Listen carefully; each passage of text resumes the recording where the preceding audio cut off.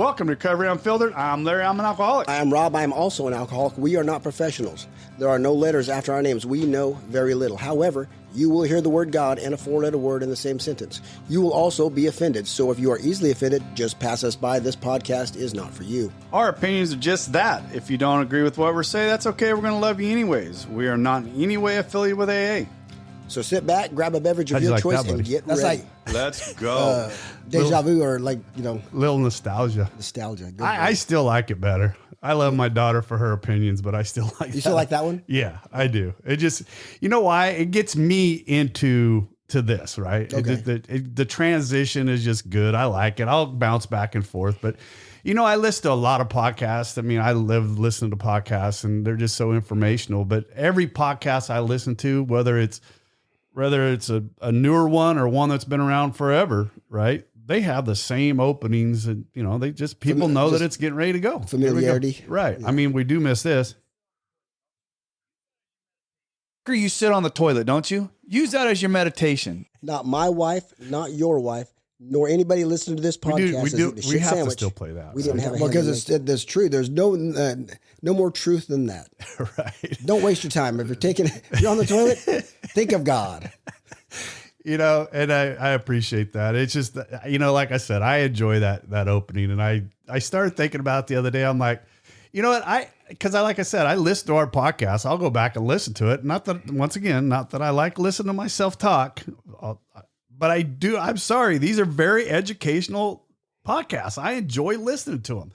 You know what? When we're recording, I don't get a lot out of it, right? I mean, because I'm in the moment and I'm not really listening, and I'm not I'm listening, but I'm always looking for what's next, or how we going to go. You know, where are we going with the next? I too hear different. Right. When it comes out on Wednesday, as I'm driving wherever I'm going, if I'm going to Sacramento, that's my first hour. Right. Whatever it is, I'll listen to it, and I hear different things, and I pick up like, man, I wish I hadn't said that, or I should have followed through on a different question, or something. Or and we learned. That was great. I loved it. We learned from it, right? Oh, yeah. We learned by listening to it, and it's, you know, the other thing it does, it gives me ideas of where I want to go with our next podcast. And same thing with you. You'll call me up and say, hey, let's try this. Let's do this, right? I mean, I hit you with something yesterday, and I'm not completely against doing it. No, because now a couple of people where I just came from in that treatment center asked me how I do it. And then, because apparently they were asking Sean, this gentleman was, and Sean goes, see, Rob, kind of give Jeff I kind of ran down, you know, and she goes, and there's some people that's when they sponsor, they do it this way. And there's some that go fast like Rob. I said, here's one thing, Jeff, this guy's gave me Jeff, one thing to think about. People that choose to wait, do a step a month or whatever, they can't defend that from the big book. For sure. I can. Right. It's not Rob's way. It's just the way they did it. They did it like this, and I pointed out different why they, you know, that's why they did it, or. And, you know, like I said, I've been through it. And, you know, you listen to a lot of people that have been doing this a long time, the old timers, right? The people that have been in this. Listen to Joe and Charlie if you want. Right, for sure. They're going to tell you. They go quick. Let's go. That's how they did it. And I had to do mine when I was fresh, right? I had to. Well, what did Brad say? Remember? Yeah, it's the same thing. Right? I wish I had done it when the pain was real. Yep. And if you know why he said that? And why, and everybody in the room is because they look at Brandon. We watch Brandon walk in, hurting, broken. Did it just like the old timers do it. You know, I took him through just like they did it. And now look at him 3 months later, 90 something days later. He is not the same man. But watch God and the steps when it was fresh. That there's just something more real about that spiritual awakening they have when you're then if you wait and do, you know, it just does. There's just something different. Yeah, it's so fun to watch those new guys come in here. One of the things I want to bring up front is if you're struggling and hurting and you just got through these holidays and you don't know where to go, give us a ring, recoveryunfilteredpodcast at gmail.com, that you can reach out to Rob or me, either one of us through there. I've had a few people come in through leaving comments on like Linktree or iTunes or one of those. It's much easier if you email us directly at Recovery Unfiltered Podcast, Rob and Larry. No, I'm sorry, just recoveryunfilteredpodcast at gmail.com. Right. It's so much easier if you come I listen to it on YouTube. Yeah. I mean, I get comments, you know, the comments that come in, I don't always see them because I'm not on those. I saw a guy he had I probably shouldn't say it, but he said, he goes, and it was right after the 90 day with Brandon, his 90 day, he goes, man, I really needed this. I was really struggling. And I'm like, God, and you know what? I didn't see it for like a week and a half after he sent the message.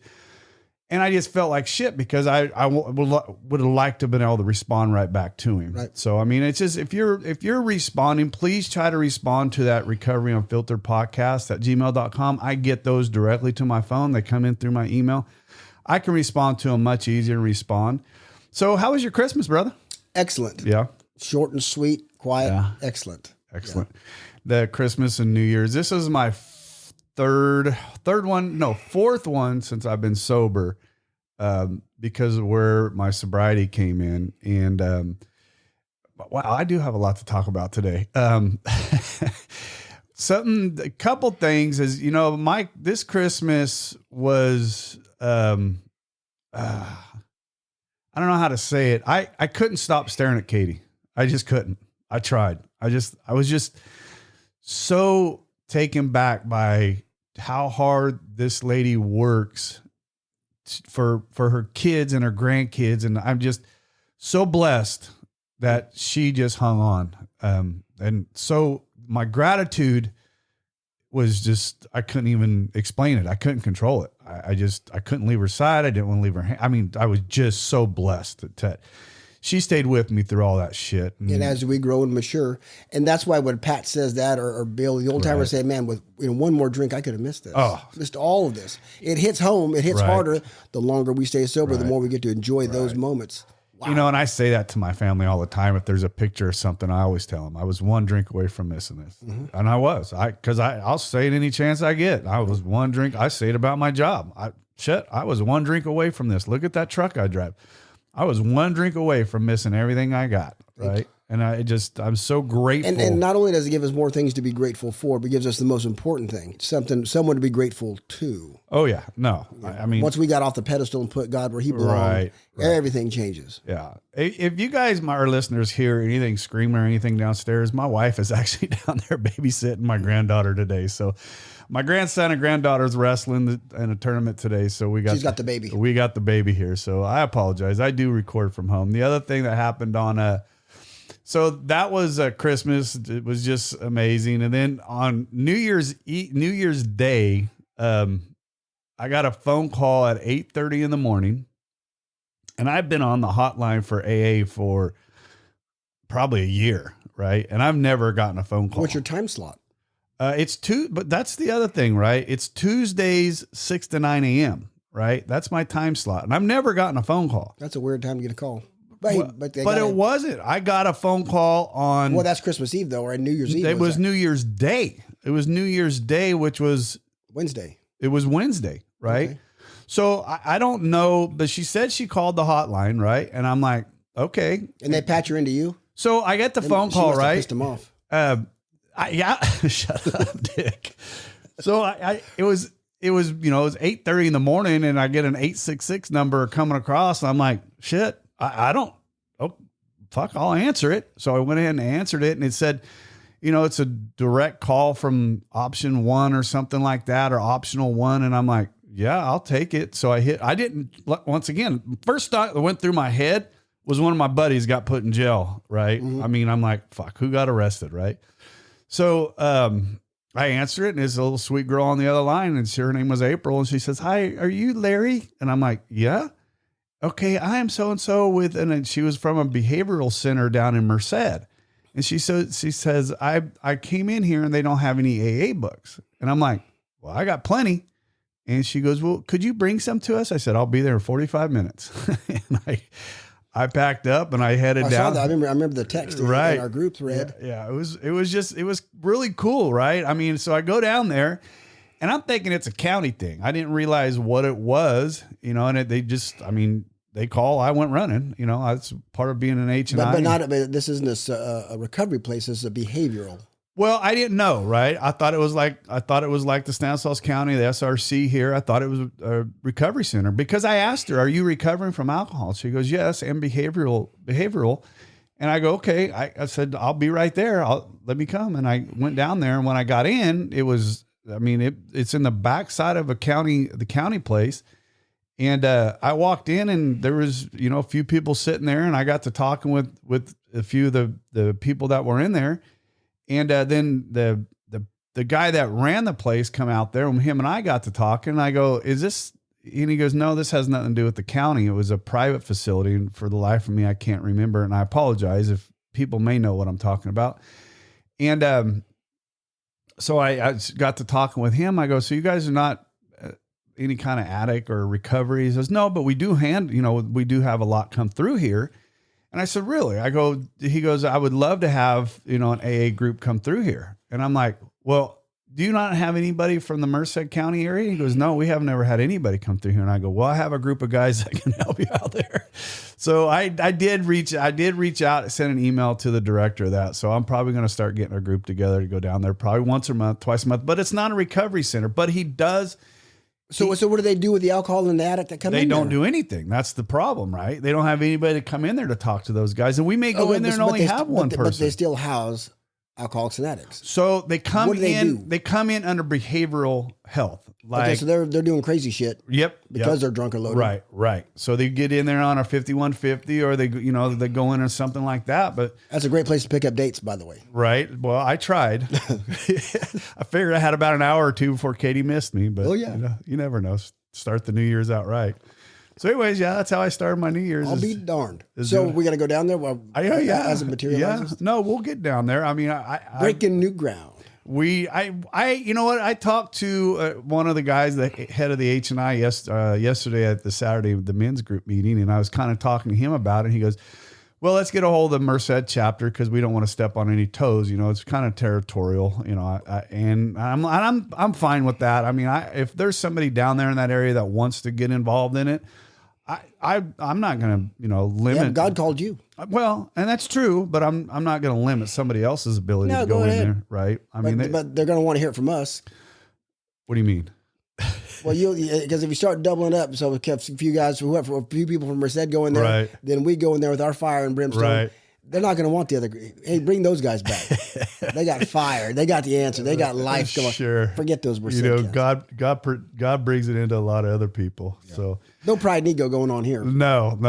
We need an ego deflation station. Where's Brad at when we need him? That's what the steps are. So you went up to Maynard's last Friday? Last Friday, I went up to Maynard's to what was called what do they call it? It's cafe night. Cafe night every Friday, which they didn't do when I was there. No. Every Friday they have a speaker. Apparently they do a good meal. Sometimes it's crab, lobster. Right. It was prime rib was the Tuesday before, right? The Friday because they had it for New Year's, so they didn't even know I was coming, or they weren't expecting me. Yeah, they had forgotten me. So the owner, Shauna, she likes to do those. She does those every week, right? So what she does is her mom started that because the way they looked at it is they wanted to put. So I got to go back. They forgot me. They forgot that I was coming. So Shauna forgot I was coming. Right. Sponsored by Ginkgo biloba. I'm gonna take some up for her so she can get that. We'll get that memory, some mushrooms or lion's mane to help her get her memory back. That's funny. She felt terrible. I mean, Sean told me she felt, and I don't want her, but I still got to share, which is all I was there to do anyway. Right. I didn't know that was there's a big meal. Shauna's mom started those cafe nights years ago because she wants to bring a normalization to that recovery. Right. So every Friday night, they decorate the cafe, the place where they open, the place where they always eat. They lock you out. So the patients, the clients, they can't come in there through that kitchen area for like 2 hours, and they decorate it all up. They put covers on the tables. They put the chargers and then the plates and then the forks. I mean, they dress it up like a real restaurant. That was not like. No, and you'll see it when you go back up with me, right? Because they dress it up like a real restaurant with wine glasses and everything, right? And I mean,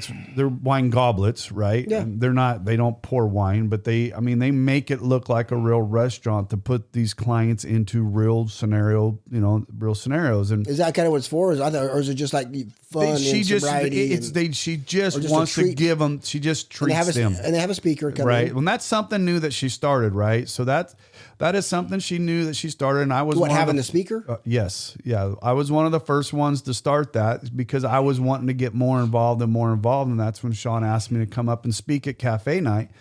And I did. And then what now she's got a rotation of every 8 days, or every 8 weeks, somebody new comes in there. And she started this right before the holidays, right? So the holidays kind of mess some stuff up. So she'll get on a better rotation. What do you mean every 8 weeks someone new comes in? So every week she has a new person, but she's got an 8-person rotation, which now you've become a part of it, right? Oh, I did not know that. Yeah. So I'm part of a rotation. You are part of a rotation, right?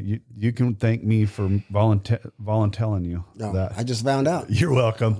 You know, she does have alumni come up about every, you know, and if she has somebody new show up, she's called me and said, I got somebody new to speak, and that's fine if she's got somebody else, and that's perfectly fine with me. Yeah, because Sean asked me when I sat down in the, living room till she could figure out what the hell was going on. Right. She goes, Rob, are you alumni? I said, yes. She goes, well, how long ago? I said, 13 and a half years. And everybody, their eyes got big. Like, the same way, way I did, like when someone said they had 13, they had this lying motherfucker. You've had 13 and a half years with not a drink, a drug, nothing. Nothing, you lying motherfucker. The ones that always get me when I was there, right? What was an eye opener for me is there was a guy coming through there that had been sober for 15 years and he was coming back through rehab again. That was an eye opener for me. There was a guy in there. Because I've asked, who's tried this before, who's tried sobriety. Then there was an older guy, the only cat in there that was older than me. That's fucking old. Quite a bit, probably. And I said, well, what happened? Because I had 10 years. I said, well, this is when this was kind of after dinner, after they ate, because I didn't eat. I was just speaking as they were eating, just talking and asking questions and just kind of getting into my, because I'm not like Larry. I mean, I can talk. I mean, I don't necessarily like to hear myself talk. But anyway, I said, what happened? And he says that my wife died. And my wife died of cancer. And I just had talked about my cancer journey. Right. And he goes, and I went nuts. I said, Then I told him about Matt and Mary, because Mary had went and spoke. Right. But these people didn't know that. And I told him about Matt, Matt was Sean was in there for this little speech. She goes, yeah, I know them. And I had sponsored Matt. I do sponsor Matt, and he was 10 months sober, buried his son. And I wasn't doing it in the way, just the grace of God, the way I explained it, was not to crack on this guy. Hey, listen, we can get we don't drink no matter what, even though that's the point I was getting across. Wife or no wife, job or no job, we simply do not stay sober as long as we put anything, our reliance upon God. Right. But I was sharing this way that, hey, Matt and these people just went through the death of a son, a child, which in my mind, and even in my wife's mind, that'd be harder than burying each other. And they stayed sober. So it just let these people know, it is possible. It is 1,000% possible, but you have to stay connected in this you have program. to have that, like what me and Doug talk about, the no matter what club. Right. No matter what. Because if you'll drink over one thing, for sure, you'll drink over anything. Death of a wife, death of a child, whatever. We got a guy that's still out drinking because he's got a resentment towards AA. Yeah. We get, or Jesus loves drinking. And then, he's got a resentment against AA, so he stays out and doesn't get really involved. What he has is a love for alcohol, and selfishness, self-centeredness. Because he has one of the greatest stories. If he would ever, and I've told him this, I have too. If you would ever commit, your story would save so many lives. Your story would save. So how selfish is that? And he knows that, and he's had sobriety, so he knows what it is. He just wants. And he's got a wife that's in the program, and I don't, And it's sad, when we hear these, like I said, the guy that came in and had 15 years, and was funny is Chris L., who's, he on the podcast with us, who's one of the counselors up there. He literally had this gentleman explain why he was back. And he said, simple, I thought I could do this on my own. I stopped going to meetings. I stopped being around like-minded people. I stopped reading the book. I stopped doing my mornings. I just stopped doing whatever and started living life. Because life was good. It's fucking easy to do. I'm telling you right now. It is fucking easy to do. But if you don't forget what got you back to that glorious life. Well, what's that quote that the old time says, don't let the life that AA provides get in the way of your AA life. Right. Now, there are times that AA life, like when my kids got into sports, and when my son got into sports and my daughter's doing things, and I couldn't go to as much, and I was, hey, Jay, I don't want to be, he said, well, God didn't get you sober. Right. Just to go to meetings, and God got you sober to be a father or a husband. That's why. So, and I say that to people all the time, right? But there's a balance to be had. There is, right? And I said that in the very beginning when I first got sober. You did it for 3 years, never missed a meeting, right? I got out and I did it for about 3 weeks, and I finally was like, this isn't for me. I'm not. I couldn't do it. That's not what you needed. No, I needed that. I needed my wife. I needed that foundation. Right. Well, you got a foundation a different way. God is, for sure. I mean, I felt with my kids and my wife and the support I had here at home. I'm not saying that you didn't have it. It's just, you got it one way. I got it through my wife and my daughters. Yeah. Your kids were young, right? Your kids were young. Right. Mine were very much of about age. The 3-year mark was when Logan starts getting into sports and stuff like that. Cause they were, And I just, like I said, I was coming home from an AA meeting one evening, and I was like, man, I want to be home with my wife. And I just at that point, I said, I got to find balance, because this isn't going to work for me. You know, Brandon said it, he spent 60 days in that rehab up there, and he said he spent 30 days longer than what he should have. He just got, and that just goes to this: find a balance, but don't ever shut one off. Right. No, well, never shut AA off. What normally happens, like when the 5 to 10 year guys or women, life gets good. Right. Man, you know what? I don't need to go to a meeting today. I feel really good. And then they quit this. It's the big 3, whether it's 3 years, 30 years, when guys go back out or women go back out, they quit talking to God. They quit fellowshipping. Yep. They quit. Yep. What is it? Fellowship, prayer, working with others. Right. You quit doing the things that got you there. Right. And I tell people this all the time, that, I have an AA meeting almost every Sunday in my studio, right? Mm-hmm. This is, and not only here, what you and I do, when I edit this, when I read, I'm constantly doing research on what can I bring into the podcast? How can I make it better? That's everything I'm doing for this podcast keeps me connected in my sobriety. Everything. Because it involves God.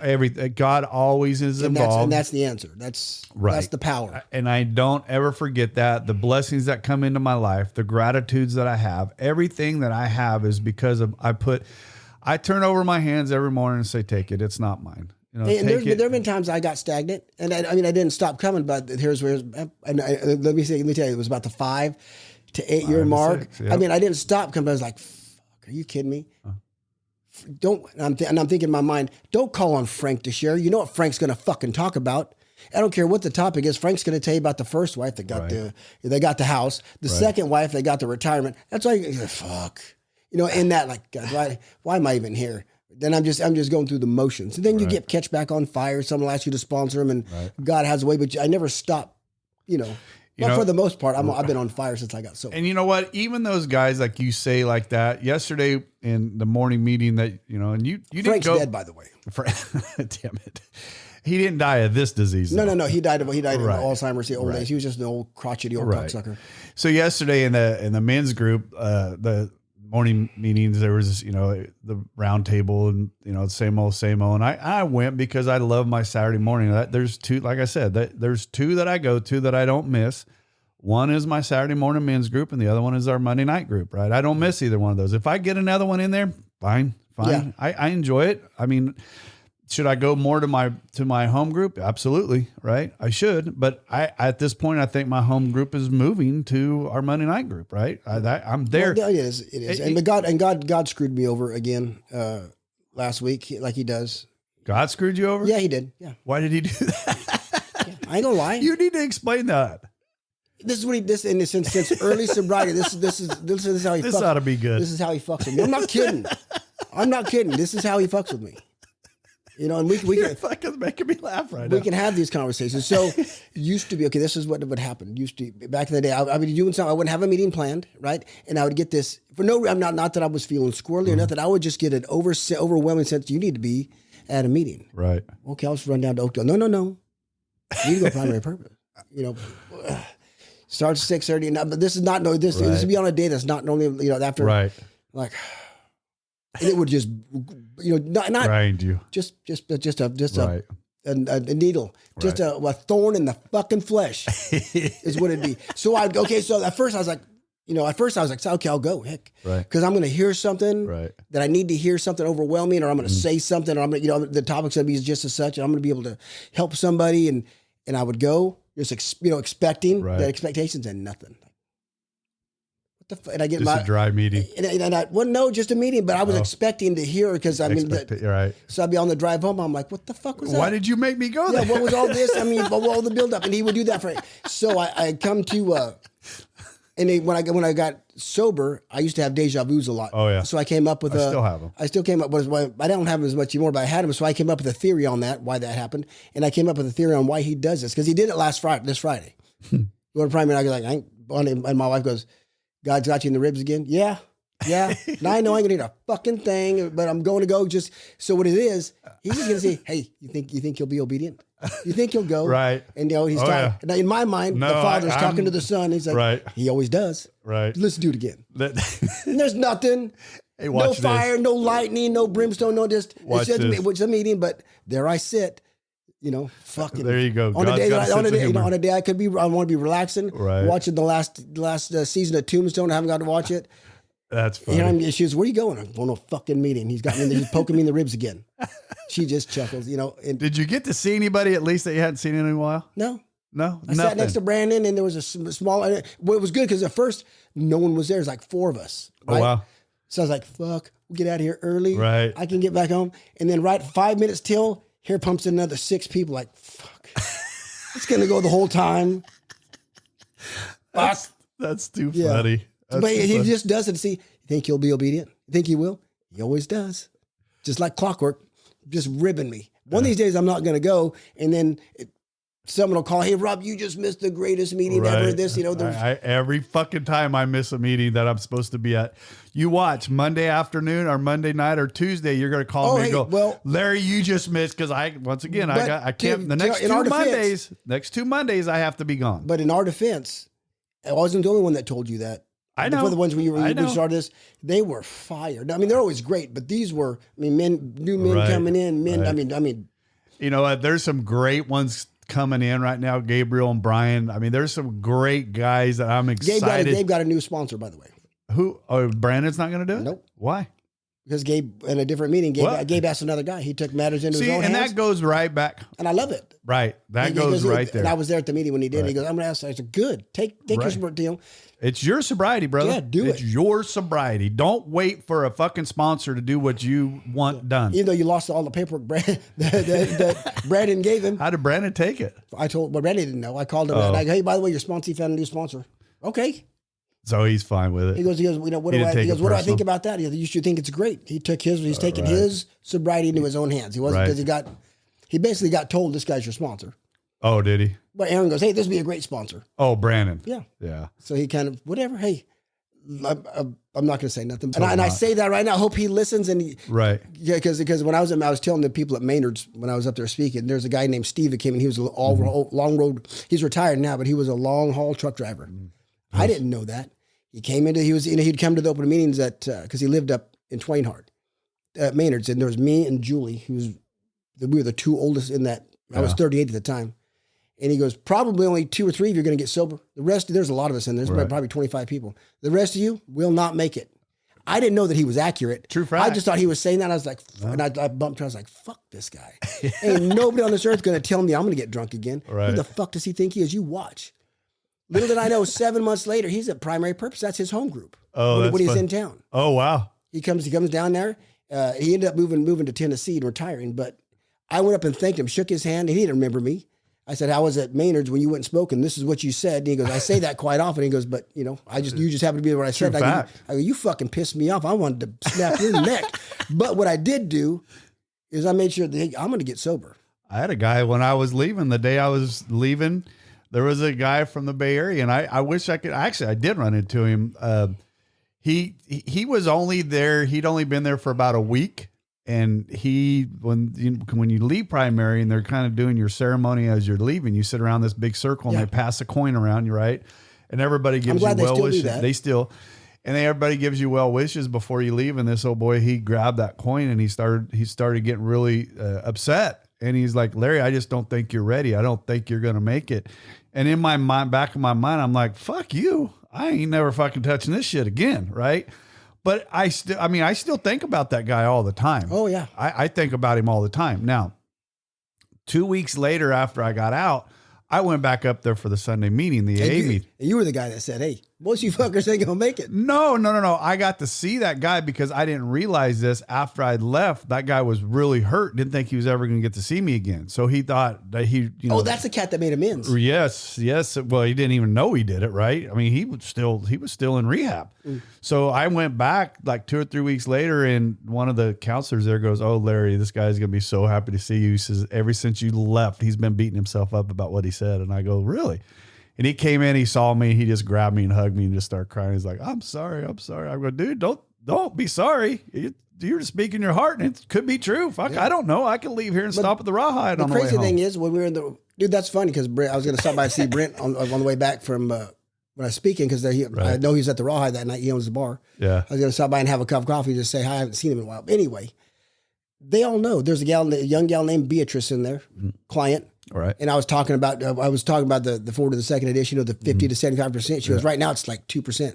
I go, how do you know that? She goes, I just read the stats. I go, so you know that. And when you guys, when I ask you, what are you guys going to do? Well, I'm going to get a job up here. Right. No one said I'm going to get a sponsor, work the steps. Right. That's all we've been saying. I mean, you wonder why they fail. Yeah. Cause I know what Chris is telling them. Right. Yeah. Chris told me, I mean, I didn't have a choice. Chris already set up my. Well, yeah, mine was set up, but then you have to follow through the plan. No, I had to go.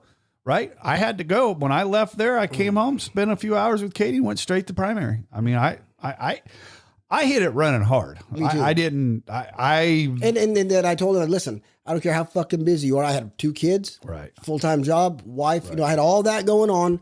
So you can do that school. Right. But this has got to become priority. You can take care of all that other stuff, but you got to get this in your life. Or you won't have any other stuff any fucking way. One of our guys that's in our group, and I'm not going to mention a name because he listens to this, and I love you. He's going to hear this. He's struggling. He was struggling here a few weeks back, and he brought up the reason why. And I came home and I looked at my wife and I said, you know what? If you ever tried to get in between me and my sobriety, you'd be gone. And she looked at me like, what? I go, I'm just telling you. Nothing's going to become in between me and my sobriety. Oh yeah, and I know who you're talking about, and I know what you're talking about because I told him the same thing. I had I was on the phone, and I asked my wife, give you a hypothetical. Right. I said, honey, if you were so mad, if we had got in our, which we don't really argue, but say you did, and what came out of your mouth was, you know what? I wish you would just go drink. Right. So basically what you'd be saying is, she goes, basically what I'd be saying is I want you to go die. Right. If you go, yeah, I go, so where I go, what would be my reaction to that? She goes, well, if I was serious, it'd probably be packing bags. Right. This is over. We'll just divide this shit up right now because I ain't drinking. Anybody that would say that to me, gone. You're not a part of my life. No. Don't care how long you've been a part of it. Gone. Nothing. I want nothing to do with that. Yeah, I mean, I told my bosses when I started that new job, I tell everybody, and my wife and kids, they know my sobriety comes first. I don't put anything between me and my sobriety because I know without my sobriety, I'm dead. You'll lose it all anyway. I'm dead, right? I just might as well curl back up. With my sobriety comes my peace and my serenity and nothing. And my wife just, when I had that, she goes, I just can't imagine someone saying that to an alcoholic. She goes, I just cannot imagine. I said, oh, it happens. It happens. She goes, I can't. She goes, because the 3 years that I was telling the people up there, every day for 3 years that's a lot of meetings. Right.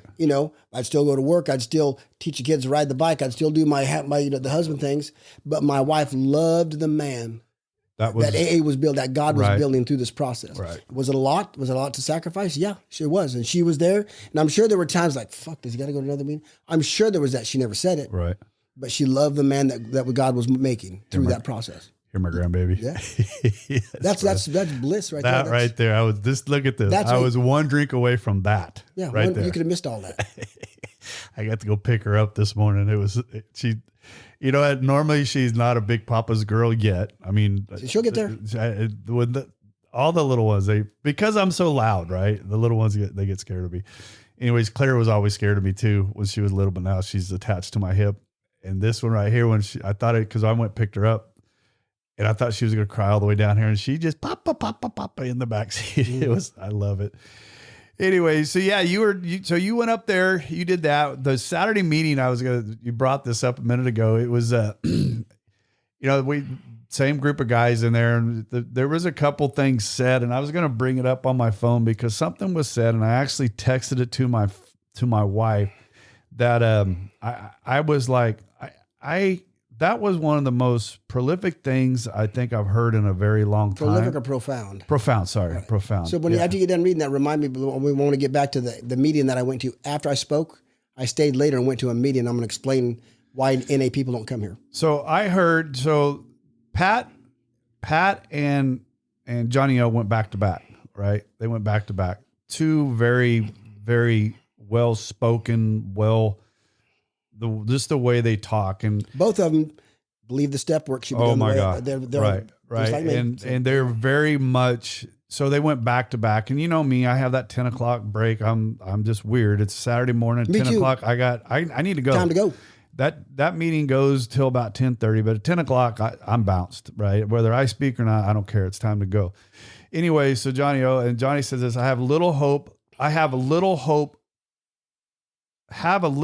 sober is way better than having no hope drunk. And I've heard that before, but for some reason that just stuck with me. And I texted it to my wife only because I didn't have any way to write it down. And Pat said a couple things, and I listen to Pat talk a lot, right? We hear him talk. He's got a ton of wisdom. I love hearing the words coming out of him. And he's very good with his words when he's talking about the sobriety. And Pat had said a few things too. And this is why I hate not having a notebook and my notepads and everything, because when guys say stuff, I like to hear it. I like to write it down because I like to repeat it. I put it in my book. I put it in places where I can read it. I usually it just sticks. I can't. I don't have that, right? I don't have that ability. I wish I did. I wish I had what you had where you can read that and memorize. I don't have it, right? You want to talk to me about graphs and market share stuff from the last 6 months of the fuel industry, the commodities, I can talk to you about it all day long and remember where the market was at. But that I just don't have, the computer RAM cells that I have in my brain only allow so much shit up there, right? So and they're full. So when I hear stuff, I like to write it down. And I heard that having a little hope sober is way better than having no hope drunk. And I like, for me, because I have a ton of hope. I look at hope every day. But on the way out here, speaking, it's funny that you brought that up. I was listening to Joe and Charlie go through Bill's story. And they just got to, where Bill, the talks, the progression, but where Bill had hope, when he first had hope. Right. Which is when Chris sat next to me at Maynard's. Right. It's what you talk about when reversing the darkness a little bit. That's what hope, because and Joe and Charlie said, a man can't live without hope. Nope. Can't live very long without hope. And that's where we were at, hopeless. And we're going to talk about that. We got another, I want to bring this up real fast, and I'm not done with you, but so Rob and I are recording with, it's our first one. It's going to be our first Zoom call, by the way. She's not going to be in the studio. She's not going to be here. No, she's not going to be in the studio. It's going to be our first Zoom call. And we tried to get on that podcast with those guys back east, and we're trying to do it through that. Larry's an idiot. So I had to do, so Katie and I played this morning with some stuff. She played downstairs and I was upstairs. What you play with? Not Cheetos, I hope. Not hot Cheetos. So I finally got it working, right? I finally got the settings right. So Rachel Berry, she is and I'll read this again next week, but Rachel Berry is months away from completing her PhD in clinical psychology. She currently has a master's degree in psychology and will become a clinical psychologist upon receiving her doctorate from Palo Alto University. Her clinical background has included working with veterans, experienced substance use disorders, homelessness, severe mental illness, and dual diagnosis in both residential and outpatient settings. Rachel currently provides addiction and trauma treatment to veterans at the VA Sierra Nevada healthcare system. Rachel's research interests include drug and non-drug addictions. I'm not for sure what that is, so I'm anxious to talk. Non-drug addictions, baby. Gambling addiction, sex addiction. Okay. Non-drug. Okay. Harm reduction, eating Cheetos and shut up. Psychedelic drugs, which is something that we've really talked about. A little bit of psilocybin going on. Right. There. So this is one of the things, and we'll talk about that, about addiction and addiction treatment as an adjunct faculty member for Palo Alto University undergraduate psychology department. So by far the most educated person we're going to have on this project. Dude, when we say we're not affiliated with any MDs or MHDs, or you and I don't have any of that, guess what? We have a lady who's already, yes, she is, and she fell into our lap by the grace of God and through a coworker of mine. Rob, I sent out on Instagram yesterday the picture of everywhere that our podcast has been in all the different countries. And, you know, we've been in 11 different countries, and God has done nothing but bless this podcast from the moment you and I sat down, right? I mean, it's been amazing to watch this, and I get excited about it all the time. But when this came up, because of everything we talk about, because of, you know, how much I love reading. Well, I love the young learning. man that works for me, he's on one of our crews. Well, my boss that passed away hired this kid. He kept bugging me, this kid, big kid. I love him to death. No, he's not one of us. He listened to the podcast. He's had moments where he thought, right. But anyway, he kept bugging. So I said, I finally gave him the old boss's phone number. I said, call him. I can't hire you. He's the one that does all the hiring. Next day, my boss calls, hey, I hired that boy you wanted. I said, what? He goes, I hired that kid you wanted. I said, whatever. And that's kind of how that happened. But he goes, I need to talk to you. And I've been driving out, so he's been texting me, need to talk to you, to talk to you. And I've been bouncing around. So finally, a week later, he goes, hey, I've been listening to your podcast, and a friend of mine I went to school with, this young lady, who's a doctor on her way to get into her doctorate. Yep. He had turned her on to this podcast. Right. She loves it. I said, maybe nice to get her on. You think she'd come on? He goes, yeah. So that's where he got me her information. I got it to you. And it's just a God thing. Yeah, it was. And I reached out to her, and she responded immediately. We picked up a conversation. We started talking about stuff. I wanted her in studio. It's always better to have in studio. I'm a face-to-face kind of person. I will have her. She's going to be coming in on Zoom. We're going to record that this afternoon after we record this one. But it'll drop in about 3 weeks after we record. And I'm so very excited because I got so much to talk to her about, so much that. Oh yeah. I'm excited. I mean, I'm going to learn. Super excited. I love learning. Like I said, I've been I love the fact that she's really helping veterans, with which I am one. Right. And I've got to help my share in through this process. Right. Because they suffer. Oh, they do. I mean, you know what though? And I'm going to bring this up because I have some stuff that I want to talk about. Yes, our veterans, and I just listened to the Joe Rogan, Rick Perry, and his name is Brian Hubbard. I think Hubbard. I think I said that wrong. If you get a chance, anybody that listens to that podcast, it is freaking amazing. It's some of the most. Our government, and I don't know how much because she works for. Hopefully, Rachel will talk about this, but how much our federal government hinders our vets from getting help. It's sad. Well, I bet it's fucking sad. It's fucking criminal, quite honestly. Why do you think I don't go to the VA for anything? It is fucking criminal the way they. But the money that gets spent, there's a boatload of money that goes, but the bureaucracy and all the fingers, it just doesn't get down to us. Right. No, it fills a lot of pockets, but not ours. That podcast is, and I listen to a lot. I listen to Sean Ryan. I listened to Joe Rogan. I listened to a lot of those guys, and when I listened to that one, and this guy that I think it's Mark Hubbard. I don't know. I want to make sure I get that name right. I apologize. I want to make sure I get that podcast, his name right.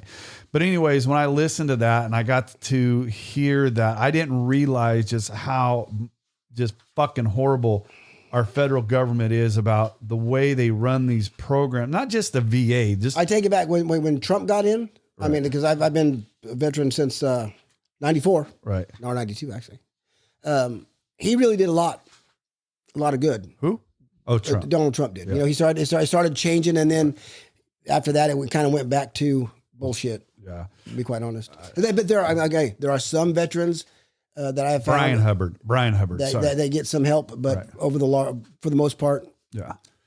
When I tried to go in and just kind of see what was available, because I had great insurance and stuff through my union, but what else is available to me? It was just like. It's so tedious. It's such a pain in the fucking ass. Like I didn't go to bother with it. But Rob, what I'm trying to get at, it's not even what the VA down at that part. It's what the pharmaceuticals and the FDA and all that approvals for, like the plant medicine that we're going to talk about with Rachel. We're going to get into a lot of that stuff. Then that's going to be next week when we get into that with an actual soon to be PhD. She's months away. I think she told me May is when she actually gets her PhD. So she's basically, she is a doctor. She is. Yeah. I mean, she is.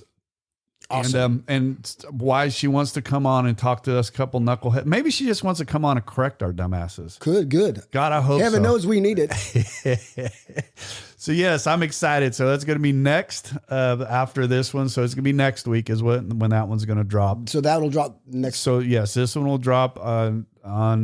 So this one's dropping on, I want to say the 9th, Wednesday the 9th. And you're then terrible with days, buddy. I am fucking horrible. See, I was saying, this is going to drop on the 8th. Yeah, this one will drop on the 8th. She'll be on the 15th of January. Yeah, she'll drop on the 15th of January. Then we got another one of our friends that are coming in with him and his girlfriend, who are both in the program with us. And she That's Johnny Boy. Yep. And not only does she suffer with alcoholism, she also suffers with mental health. So, she really speaks well. So and I'm very excited about this because here's one of the things I don't think mental health is talked about enough in our rooms, right? And I've said that multiple times.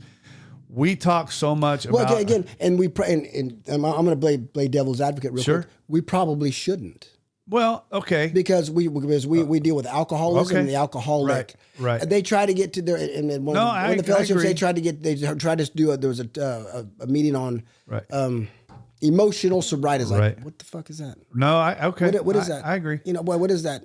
We know what physical sobriety is. But then and what that means is someone is so. The term is so broad. Yep. Like, and then there was anyway, it was a pain in the ass. Yeah, but so we deal with sobriety. We deal with alcoholism. Yes, but on the other side of that, alcoholism and drug addiction affects mental health. Obviously, I mean they're tied together. But I'm not a specialist on that. I've seen a lot of people go through these steps. I still fight with my depression. I got to fight with it all the time. Come off of a lot of medication that I had them because I'm not your doctor. I'm not your lawyer. No. I'm not your One of the things about AA. It has taught me how to deal with my depression, right? When Laurel was here, we talked about it, but my dark days are few and far between. I don't have a dark day anymore. You know what I mean? No, I get what you're saying, but I don't have dark days because I can see that light, right? For years, I didn't see that light go dim and dimmer before it went out. I am now, because of the 12-step program and the things that I do, the things that I learn. And the spiritual awakening of God. My God. And one thing I read when I read that thing about Bill. Yeah, I sent to you is when he was looking into alternative, which I get. Look, all that he was the co-founder of one of the greatest self-help programs. AA is not a fucking self-help program. It's a God help program or a higher power help program, however you want to say it. It is. It's not a self-help, because if I could have just pulled lifted myself out of the gutter from my bootstraps, I wouldn't need you, and I certainly wouldn't need God. Right. But it turns out I need both. Yep. What was the other thing? I've been trying to remember how Johnny said this, and Johnny, you'll probably because I've heard it said multiple times. This is it's a do it program, not it's a AA or I'm not going to say. And I went to an NA meeting when I was there. Anyway, Alcoholics Anonymous, right? Right. It is not for the people that need it or the people that want it. It's for those of us that do it. Correct. Johnny said it's a program. It's a spiritual program of action. Right. And then Johnny said that, and I meant to write it down because I've heard that multiple times, not just from Johnny, right?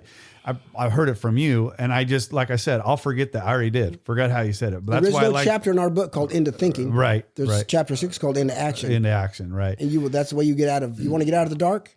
Get into action. And I say that all the time. And that's why you want to get out of your own head? Get into action. I say that all the time. You're never going to think your way into better action, but you can act your way into some better thinking. Right. All right, Mr. Rob, we're going to jump out of here, brother. And then she's coming on, Rachel? Yes, sir. She's coming on next. Remind us to talk about the NA meeting I went to. Oh, God. No, I shouldn't say that. We have NA people that listen. I love you NA people, but the way it happens. I just sat in on it. Mm-hmm. And here's the thing. But you have to when you go to Maynard. Just so they go, hey, there's a meeting at 6:30. They go, oh, it's an NA meeting, Rob. I said, I probably did more dope than you guys did. It was alcohol that just cut me to ribbons. You know what I mean? And did you ever notice that the NA meetings face north and the AA meetings face south when you go there? I did not know that till the very last meeting that I was there. I finally realized that the NA 12 they clap. steps. Every time someone shares, they clap. Right. After every share, they clap. What are you guys doing? Stop that shit. All right, let's get out of here. All right, brother. Thank you for joining us today. We hope you learned something today that will help you. If you did not, come back next week and we'll try again. If you like what we heard, give us a 5-star review. If you don't like what you heard, kiss my ass. You can't say that, can you? Anyway, if you don't like what you heard, go ahead and tell us that too. We'll see what we can improve. We probably won't change nothing, but Do it anyway. Hey, thanks, Rob. Come back next week, and hopefully something will be different and something will sink in. Take This care. has been Recovery Unfiltered.